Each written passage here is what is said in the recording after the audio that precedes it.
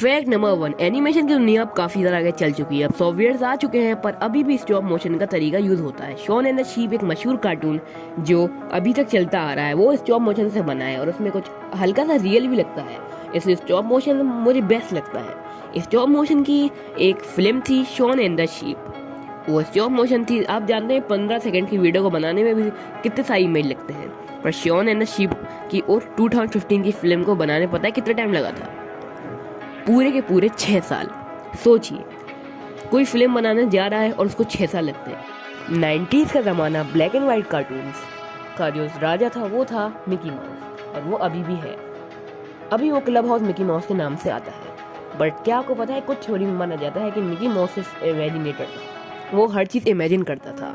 Imagine ऐसे करता था कि वो जहाँ रहता था वो कुछ भी नहीं था, वो एक खाली ग्रासलैंड था। और जैसे कि आपको पता है कि चूहा है, इसलिए चूहा का तो कोई घर होगा नहीं, वैसे ही वो उसने इमेजिन कर रखा था जैसे उसके पास घर है, उसके दोस्त है, उसका चेहर है, उसका डॉगी है, पर वो रहता था बस एक जमीन के टुकड़े पर। इसको रियल मत मान लिएगा, ये सिर्फ एक थ्योरी है और इतनी ज्यादा इफेक्टिव नहीं।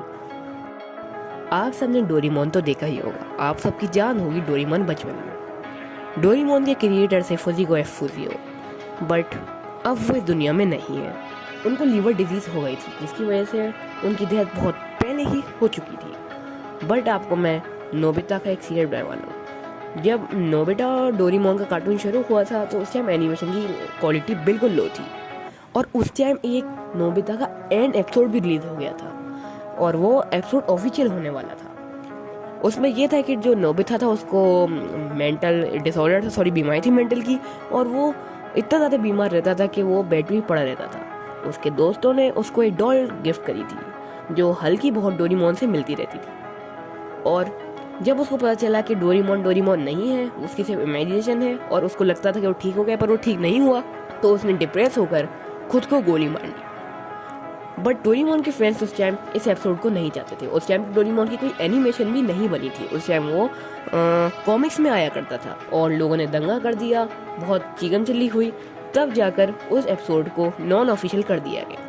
क्या आपको पता है कि जो डोरेमोन कार्टून था उसमें जो नोबिता था वो एक रियल इंसान पे बेस्ड है। वो पता है रियल में कौन था? वो रियल में थे नोबिता के ही क्रिएटर फुजिको एफ फुजियो। वो बचपन में बिल्कुल नोबिता जैसे थे, पर उनके दिमाग में था उनका सबसे अच्छा दोस्त डोरेमोन। हमारे डिज्नी के क्रिएटर हैं वॉल्ट डिज्नी।